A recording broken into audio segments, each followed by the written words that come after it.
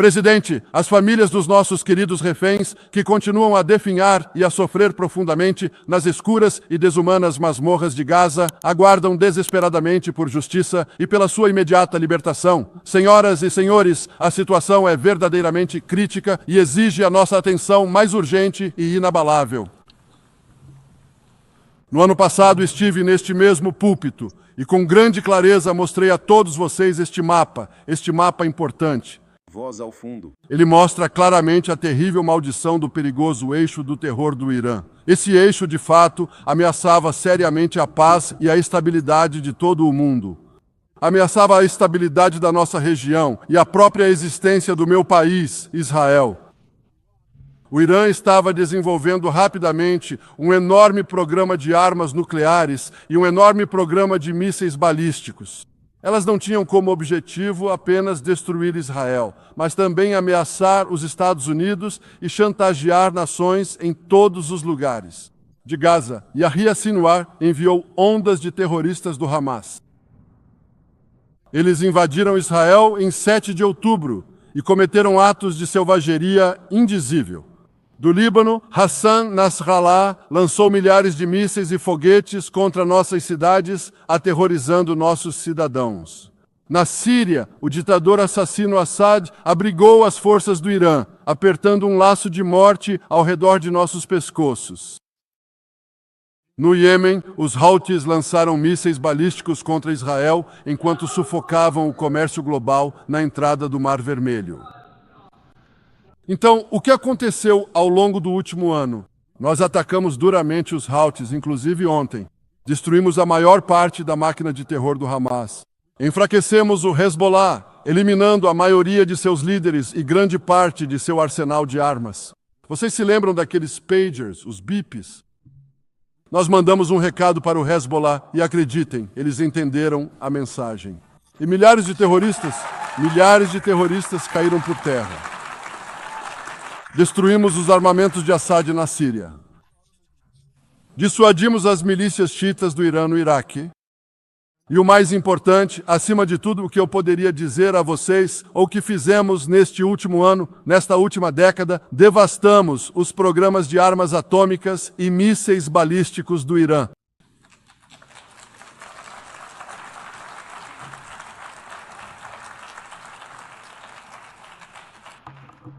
Então é assim que as coisas estão hoje. A metade da liderança do grupo Houthi no Iêmen, infelizmente, acabou completamente. Yahya Sinwar em Gaza acabou. Hassan Nasrallah no Líbano acabou. O regime Assad na Síria acabou. Aquelas milícias no Iraque, bem, ainda estão dissuadidas.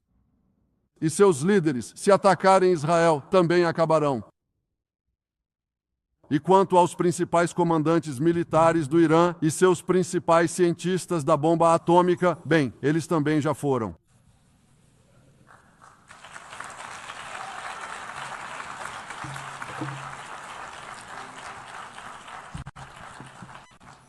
A guerra de 12 dias de Israel com o Irã, que eu renomeei como Operação Leão Ascendente, isso vem da Bíblia. Essa guerra de 12 dias entrará para os anais da história militar. Nossos pilotos ousados neutralizaram as defesas antimísseis do Irã e tomaram o controle dos céus sobre Teherã. E vocês viram isso? Pilotos de caça israelenses e pilotos americanos de B-2 bombardearam os locais de enriquecimento nuclear do Irã. Quero agradecer ao presidente Trump por suas ações ousadas e decisivas.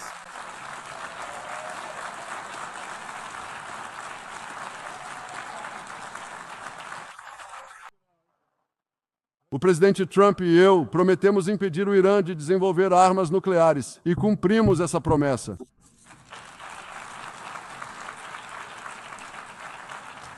Removemos uma ameaça existencial para o Irã, para Israel, na verdade, uma ameaça mortal para o mundo civilizado. Afastamos uma nuvem sombria que poderia ter ceifado milhões e milhões de vidas. Mas, senhoras e senhores, devemos permanecer vigilantes. Devemos permanecer absolutamente lúcidos e vigilantes. Não podemos permitir que o Irã reconstrua suas capacidades militares nucleares. Os estoques de urânio enriquecido do Irã, esses estoques devem ser eliminados. E amanhã, as sanções do Conselho de Segurança da ONU contra o Irã devem ser restabelecidas imediatamente.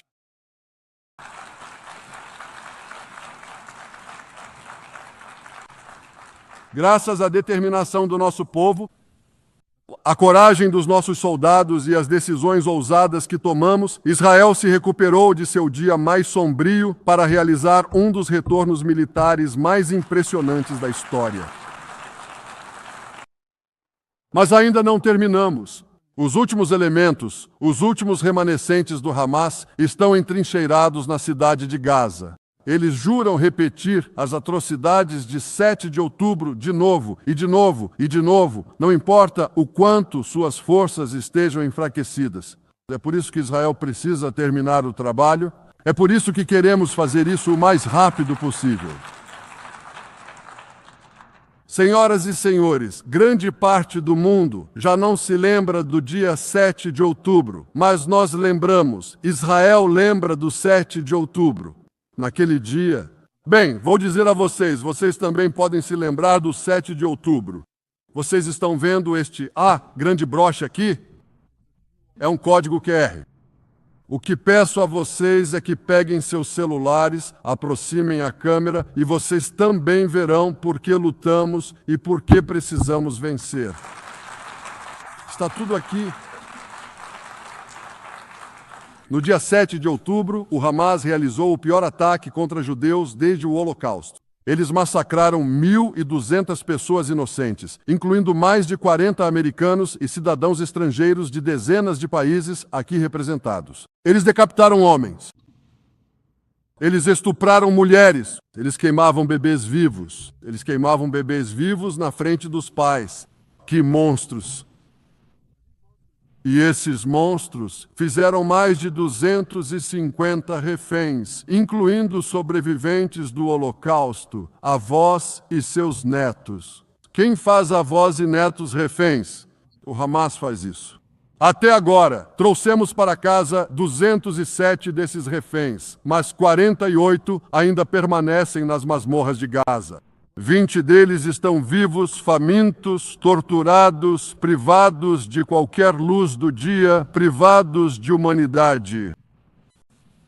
Estes são os nomes dos 20 reféns vivos. Matan Andrés Gali e Ziv Berman, irmãos. Elkana Bushbod. Ron Braslavski, Nimrod Cohen, Ariel e David Kuno, outro par de irmãos, Guy Gilboa Dalal, Eitan David, você viu a imagem de Eitan David, emaciado, forçado a cavar sua própria cova. Maxim Herkin, Eitan Hon, Segev, Kalfon, Bar Cooperstein. Omri Meran, Eitan Moore, Yosef Chaim Ohana, Alon Ohel, Avinatam O, and Eitan Tsangarkov are the individuals mentioned here.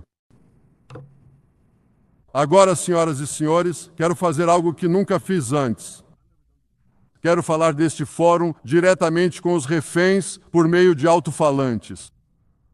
Cerquei Gaza com alto-falantes enormes, conectado a este microfone na esperança de que nossos queridos reféns ouçam minha mensagem. E vou dizer primeiro em hebraico e depois em inglês.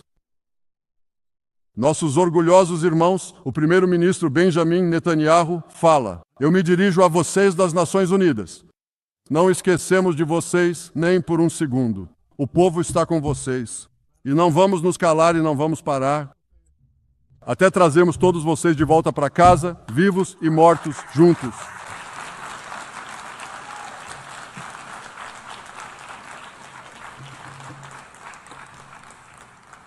Nossos bravos heróis, aqui é o primeiro-ministro Netanyahu falando com vocês ao vivo das Nações Unidas. Não esquecemos de vocês nem por um segundo. O povo de Israel está com vocês. Não vamos vacilar e não vamos descansar até trazer todos vocês de volta para casa.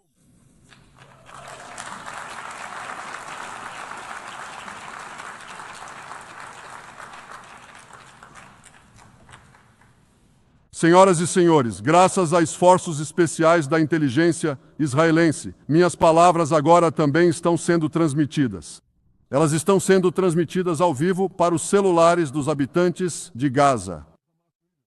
Portanto, aos líderes restantes do Hamas e aos carcereiros dos nossos reféns, digo agora: depõem suas armas, deixem meu povo ir, libertem os reféns, todos eles, todos os 48, libertem os reféns agora.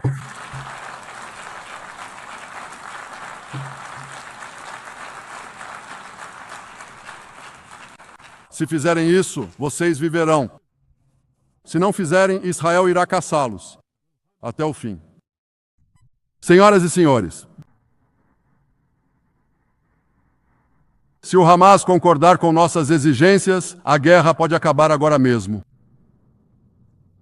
Gaza seria desmilitarizada. Israel manteria o controle de segurança predominante e uma autoridade civil pacífica seria estabelecida por gazenses e outros comprometidos com a paz com Israel. E claro, vocês entendem que a guerra em Gaza afetou todos os israelenses. Mas tenho certeza de que há pessoas em Nova York, Londres, Melbourne e outros lugares que provavelmente estão pensando: o que tudo isso tem a ver comigo? E a resposta é tudo, porque nossos inimigos são seus inimigos. Então vamos fazer outra coisa primeiro na ONU. Vamos fazer um teste rápido e levante a mão se você sabe a resposta. Aqui está a primeira pergunta. Quem grita morte à América? É A. Irã, B. Hamas, C. Hezbollah, D. Os Houthis ou é tudo o que precede? Tudo o que precede. Correto. Tudo o que precede. Segunda pergunta. Quem assassinou americanos e europeus a sangue frio? É isso, exatamente. A Al-Qaeda, B. Hamas, C. Hezbollah, D. Irã ou E. Todas as anteriores? Está correto novamente? Sim, todas as anteriores. Então, aqui está o ponto que eu queria abordar. Nossos inimigos odeiam todos nós com igual veneno. Eles querem arrastar o mundo moderno de volta ao passado, para uma era sombria de violência, fanatismo e terror. Acho que muitos de vocês já estão sentindo, em suas próprias sociedades, o avanço do islamismo radical. Vocês sabem, tenho certeza que sabem, vocês sentem no fundo que Israel está lutando a luta de vocês. Então, quero contar um segredo para vocês. A portas fechadas, muitos dos líderes que nos condenam publicamente nos agradecem em particular. Eles me dizem o quanto valorizam os excelentes serviços de inteligência de Israel, que impediram repetidas vezes ataques terroristas em suas capitais, salvando inúmeras vidas. General George Keegan, ex-chefe dos Estados Unidos, da inteligência da Força Aérea, certa vez disse: se os Estados Unidos tivessem que reunir sozinhos as informações que Israel nos fornece, teríamos que criar 5 CIAs. Em junho passado, quando Israel atacou as instalações nucleares do Irã, o chanceler alemão Merz admitiu a verdade. Ele disse: Israel está fazendo o trabalho sujo por todos nós. O presidente Trump entende melhor do que qualquer outro líder que Israel e os Estados Unidos enfrentam uma ameaça comum. Ele mostrou ao mundo que, quando o Irã e seus aliados matam americanos, fazem americanos de reféns, gritam morte à América, queimam bandeiras americanas e tentam assassinar o presidente dos Estados Unidos. Tentaram assassinar o presidente dos Estados Unidos, não uma, mas 2 vezes. Ele mostrou a eles que há um preço a se pagar por tudo isso.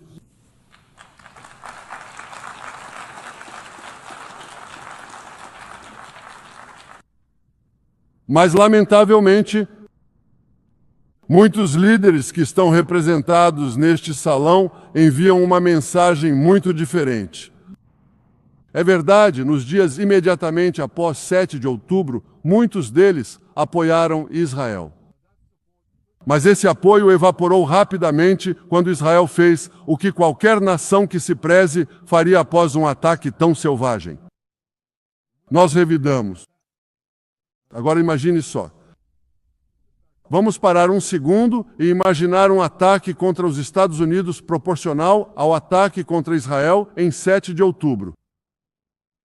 Imagine um regime terrorista enviando milhares de terroristas para invadir os Estados Unidos. Eles massacram 40 mil americanos. Eles fazem 10 mil americanos reféns. O que você acha que a América faria? Você acha que a América deixaria esse regime de pé? Você não pensa isso. Sem chance. Sem chance. Os Estados Unidos acabariam com esse regime terrorista e garantiriam que tal selvageria nunca mais ameaçasse os Estados Unidos. É precisamente isso que Israel está fazendo em Gaza. Estamos eliminando o regime terrorista do Hamas e garantindo que essa selvageria nunca mais ameace Israel. É isso que estamos fazendo. É isso que qualquer pessoa que se preze, o governo faria isso.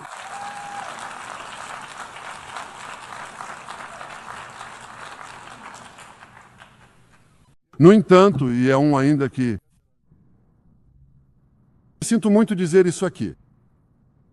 Mas com o tempo, muitos líderes mundiais cederam. Eles cederam à pressão de uma mídia tendenciosa, de eleitorados islamistas radicais e de multidões antissemitas. Existe um ditado conhecido: quando o jogo fica difícil, os fortes continuam lutando. Bem, para muitos países aqui, quando as coisas ficaram difíceis, vocês cederam. E aqui está o resultado vergonhoso desse colapso. Durante grande parte dos últimos 2 anos, Israel teve que lutar uma guerra em 7 frentes contra a barbárie, com muitas das suas nações se opondo a nós. Surpreendentemente, enquanto lutamos contra os terroristas que assassinaram muitos dos seus cidadãos, vocês estão lutando contra nós. Vocês nos condenam, nos impõem embargos e travam uma guerra política e jurídica, chamada de lawfare, contra nós. Eu digo aos representantes dessas nações, isso não é uma acusação contra Israel, é uma acusação contra vocês.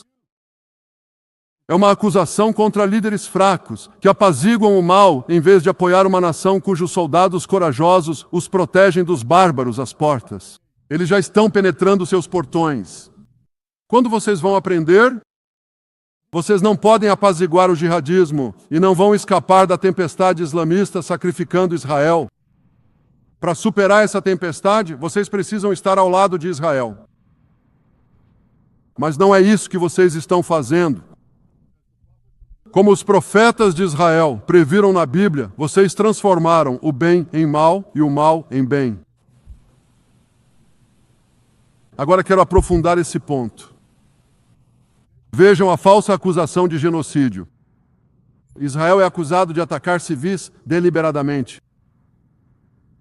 Senhoras e senhores, o oposto é verdadeiro.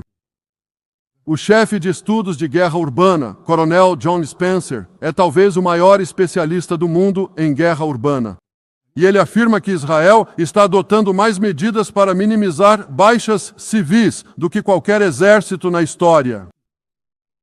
E por fazermos isso, a proporção de baixas de não combatentes para combatentes em Gaza é inferior a 2:1. Essa é uma proporção surpreendentemente baixa, menor do que nas guerras da OTAN no Afeganistão e no Iraque, especialmente quando se considera que Gaza é uma das áreas urbanas mais densamente povoadas do mundo. Há centenas de quilômetros de túneis do terror subterrâneos, inúmeras torres do terror acima do solo e milhares de terroristas escondidos nesses túneis e nessas torres em áreas civis. Se quiser ver quais medidas Israel toma para evitar baixas civis nesta guerra, basta olhar para o que estamos fazendo agora na cidade de Gaza. O último reduto do Hamas, um dos 2 últimos redutos. Durante 3 semanas, Israel lançou milhões de panfletos, enviou milhões de mensagens de texto e fez inúmeras ligações telefônicas pedindo aos civis que deixassem a cidade de Gaza antes de nossa operação militar. Ao mesmo tempo, o Hamas se instala em mesquitas, escolas, hospitais, prédios residenciais e tenta forçar esses civis a não saírem, a permanecerem em perigo, muitas vezes ameaçando-os com armas caso tentem sair. Para Israel, cada vítima civil é uma tragédia. Para o Hamas, é uma estratégia. O Hamas usa civis como escudos humanos e como peças em sua doentia guerra de propaganda contra Israel. Uma guerra de propaganda que a mídia ocidental aceita completamente, sem questionar. Agora, apesar das ameaças do Hamas, cerca de 700 mil habitantes de Gaza, quase 3/4 de 1 milhão, já atenderam aos nossos apelos e se mudaram para zonas seguras. Agora, quero fazer uma pergunta simples para vocês, uma pergunta simples e lógica. Um país que comete genocídio suplicaria para que a população civil que supostamente está sendo alvo saísse do caminho do perigo? Não diríamos a eles, saiam daqui se quiséssemos cometer genocídio? Estamos tentando tirá-los de lá e o Hamas está tentando mantê-los dentro. E essa acusação é tão infundada, a comparação com o genocídio, o massacre em massa de populações. O que os nazistas pediram para os judeus saírem? Por favor, saiam, vão embora. Outros fizeram isso? Quer que eu cite todos os líderes genocidas da história? É só ir um por um. Alguém já fez isso? Eles disseram, saiam para que possamos entrar? Claro que não. Então a verdade foi completamente distorcida. O Hamas, uma organização terrorista genocida, cujo estatuto defende o assassinato de todos os judeus do planeta, essa organização genocida recebe um passe livre, mal é mencionada, enquanto Israel, que faz tudo o que pode para tirar civis do caminho do perigo, Israel é colocado no banco dos réus. Que piada. Quer ouvir outra? Israel é acusado de deliberadamente, privar o povo de Gaza de comida, quando Israel está deliberadamente alimentando o povo de Gaza. Desde o início da guerra, Israel permitiu a entrada em Gaza de mais de 2 milhões de toneladas de alimentos e ajuda.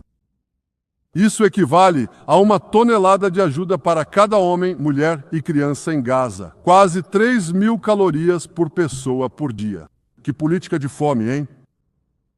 Se há habitantes de Gaza que não têm comida suficiente, é porque o Hamas está roubando. O Hamas rouba, acumula e vende a preços exorbitantes para alimentar sua máquina de guerra. No mês passado, até mesmo a ONU, que não é exatamente uma apoiadora de Israel, era para rir agora, aliás. No mês passado, até a ONU admitiu que o Hamas e outros grupos armados saquearam 85% dos caminhões. É por isso que existe privação. Aqueles que propagaram as calúnias de genocídio e fome contra Israel não são melhores do que aqueles que espalharam calúnias de sangue contra os judeus na Idade Média, quando nos acusavam falsamente de envenenar poços, espalhar pragas e usar o sangue de crianças para fazer matzó de Pesach. O antissemitismo custa a morrer. Na verdade, ele não morre nunca. Ele simplesmente continua voltando com suas mentiras caluniosas, reformuladas e regurgitadas muitas e muitas vezes. E quero lhes dizer mais uma coisa. Essas mentiras antissemitas têm consequências. Nos últimos meses, judeus foram agredidos no Canadá, na Áustria, ou melhor, na Austrália, na Grã-Bretanha, na França, na Holanda e em outros lugares. Aqui nos Estados Unidos, uma idosa sobrevivente do Holocausto foi queimada até a morte no Colorado, e um belo casal jovem da Embaixada de Israel em Washington foi brutalmente assassinado a tiros bem em frente ao Museu do Holocausto lá. Felizmente, o governo do presidente Trump está combatendo com firmeza o flagelo do antissemitismo, e todos os governos aqui deveriam seguir esse exemplo. Mas, em vez disso, muitos fazem o oposto. Eles, na verdade, recompensam os piores antissemitas do mundo. Nesta semana, os líderes da França, Grã-Bretanha, Austrália, Canadá e de outros países reconheceram incondicionalmente um Estado palestino. Eles fizeram isso após os horrores cometidos pelo Hamas em 7 de outubro. Horrores que foram elogiados naquele dia por quase 90% da população palestina. Deixe-me repetir isso. Quase 90% dos palestinos apoiaram o ataque de 7 de outubro. Não foi apenas apoio, eles comemoraram. Eles dançaram nos telhados, eles jogaram doces. Isso acontece tanto em Gaza quanto na Judéia e Samaria, a Cisjordânia, como vocês chamam. E é exatamente como eles celebraram outro horror. O 11 de setembro, eles dançaram nos telhados, eles comemoraram, jogaram doces. Você sabe qual mensagem os líderes que reconheceram o Estado palestino esta semana enviaram aos palestinos? É uma mensagem muito clara. Assassinar judeus compensa. Bem, eu tenho uma mensagem para esses líderes.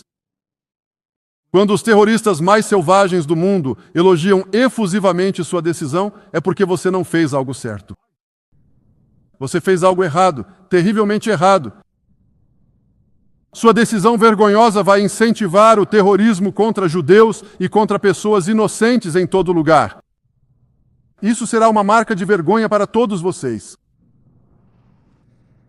Mas, espere um minuto, senhor primeiro-ministro, eles me dizem. Espere um minuto. Nós acreditamos em uma solução de 2 estados, onde o Estado judeu de Israel viverá lado a lado, em paz, com o Estado palestino.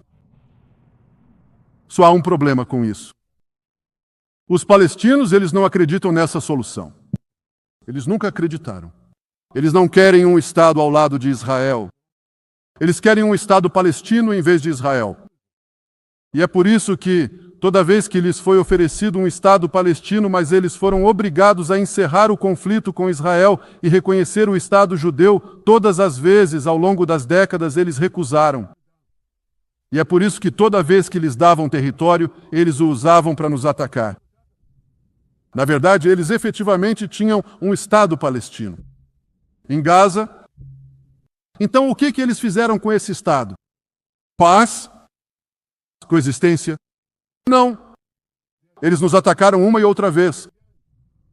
Totalmente sem provocação. Eles dispararam foguetes contra nossas cidades. Eles assassinaram nossos filhos. Eles transformaram Gaza em uma base terrorista, de onde cometeram o massacre de 7 de outubro. Então aqui está a verdade desconfortável. A persistente rejeição palestina de um Estado judeu em qualquer fronteira é o que impulsiona esse conflito há mais de um século. Ele ainda está dirigindo. Não é a ausência de um Estado palestino. É a presença e existência de um Estado judeu. E eu acho incrível que as chancelarias estrangeiras e os ministérios e todos aqueles que pontificam sobre isso e os líderes, como eles não conseguem enxergar essa verdade básica quando ela é repetida de novo e de novo até a exaustão. E eu quero dizer mais uma coisa. Essa rejeição a um Estado judeu não se aplica apenas ao Hamas, mas também à chamada Autoridade Palestina Moderada. Você deve saber que a Autoridade Palestina paga terroristas para matar judeus. Quanto mais judeus os terroristas matam, mais a Autoridade Palestina paga. A Autoridade Palestina dá nome a seus prédios governamentais, praças públicas e escolas em homenagem aos assassinos em massa de judeus que eles glorificam como mártires. Eles pagam e glorificam não apenas os assassinos de judeus, mas também os assassinos de cristãos. Cristãos como Taylor Force, um veterano americano que foi brutalmente assassinado em Israel por terroristas palestinos. Mas de novo, o que ouço dos líderes ocidentais é que eles me dizem: a Autoridade Palestina nos prometeu que vai se reformar. E eu sei que desta vez, primeiro-ministro, será diferente. Ah, claro. Já ouvimos essas promessas por décadas. Eles sempre prometem, eles nunca cumprem. Porque, veja, a autoridade palestina é corrupta até o âmago. Eles não realizam eleições há 20 anos. Eles usam os mesmos livros didáticos que o Hamas, exatamente os mesmos livros didáticos. Eles ensinam seus filhos a odiar judeus e destruir o Estado judeu. E os cristãos não se saem muito melhor. Quando Belém, o berço dos judeus, estava sob controle israelense, 80% de seus moradores eram cristãos. Mas desde que a AP assumiu o controle, esse número diminuiu para menos de 20%. Essas são as pessoas a quem você quer dar um Estado? O que vocês estão fazendo é dar a recompensa máxima aos fanáticos intolerantes que perpetraram e apoiaram o massacre de 7 de outubro. Dar aos palestinos um Estado a 1 quilômetro de Jerusalém após o 7 de outubro é como dar à Al-Qaeda um Estado a 1 quilômetro de Nova York após o 11 de setembro. Isso é pura loucura. É insano. E nós não vamos fazer isso.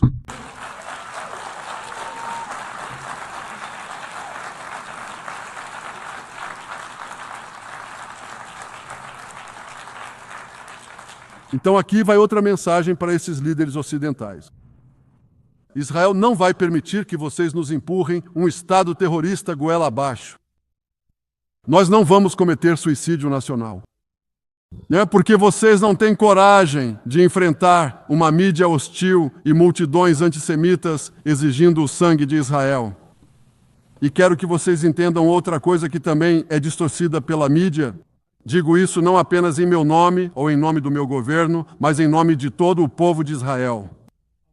No ano passado, houve uma votação no Knesset, nosso parlamento, sobre se deveríamos ou não nos opor à imposição de um Estado palestino. Querem adivinhar qual foi o resultado? Dos 120 membros do nosso parlamento, 99 votaram contra e apenas 9 apoiaram. Isso é mais de 90%. Não é um grupo marginal. Não é o primeiro-ministro que é ele mesmo extremista ou que está sendo refém de partidos extremistas à sua direita. São mais de 90% dos israelenses. Minha oposição a um Estado palestino não é simplesmente minha política ou a política do meu governo. É a política do Estado e do povo do Estado de Israel.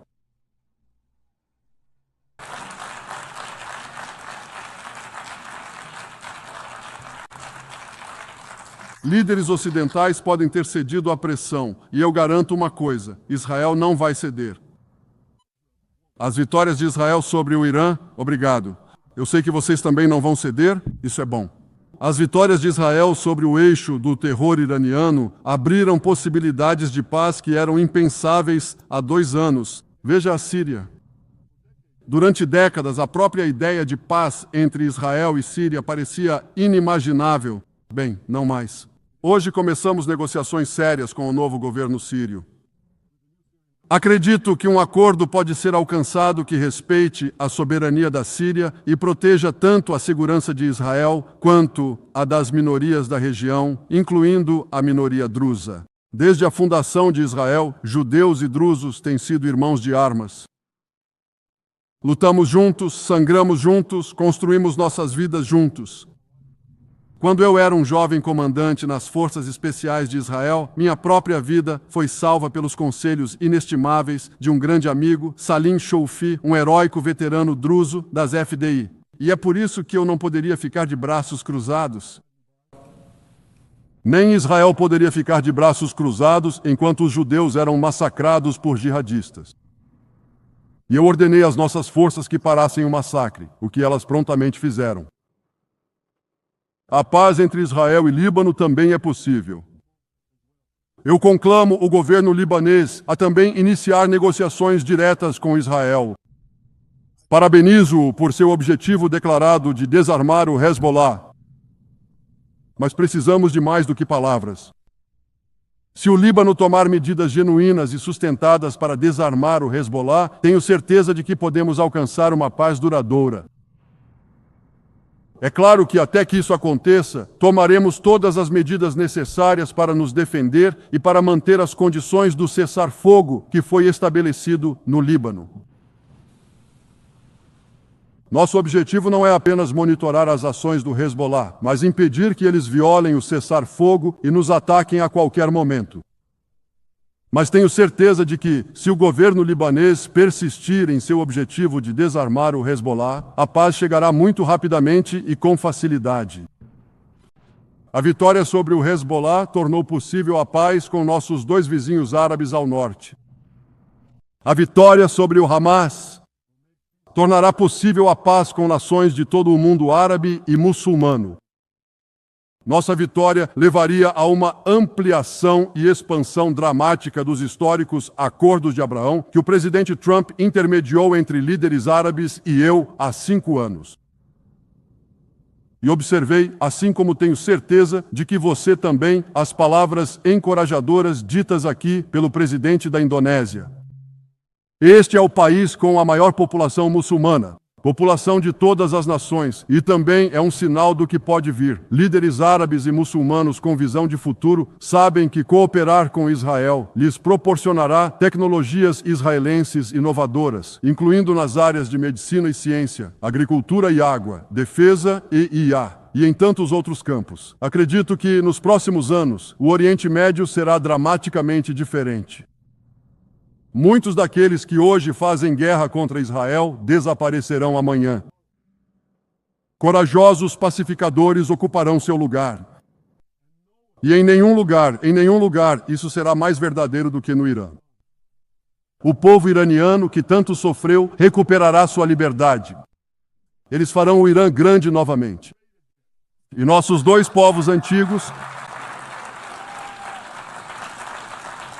Nossos dois povos antigos, o povo de Israel e o povo do Irã, restaurarão uma amizade que beneficiará o mundo inteiro. Senhoras e senhores, os horrores que aconteceram em um dia sombrio, 7 de outubro, esses horrores aconteceram inúmeras vezes durante os séculos de exílio do meu povo entre as nações. O sangue judeu era barato. Judeus eram mortos impunemente. Tínhamos que implorar para que outros nos defendessem. O surgimento de Israel não significou que as tentativas de nos destruir iriam acabar. Isso significou que poderíamos revidar contra essas tentativas. E foi exatamente isso que Israel fez desde 7 de outubro. Nossos filhos e filhas lutaram como leões. Nossos bravos soldados vestiram seus uniformes e correram para a batalha. Eles estavam armados com os sonhos das centenas de gerações de judeus que vieram antes deles. O sonho de viver como um povo livre na terra de Israel, nossa amada pátria, por mais de 3.000 anos. Os sonhos de viver em nosso próprio Estado independente. O sonho de ter um exército para nos defender. E o sonho de ser uma luz para as nações, um farol de progresso, engenhosidade e inovação para o benefício de toda a humanidade. Em 7 de outubro, os inimigos de Israel tentaram extinguir essa luz. 2 anos depois, a determinação de Israel e a força de Israel brilhavam mais do que nunca. Com a ajuda de Deus, essa força e essa determinação nos levarão a uma vitória rápida e a um futuro brilhante de prosperidade e paz. Muito obrigado.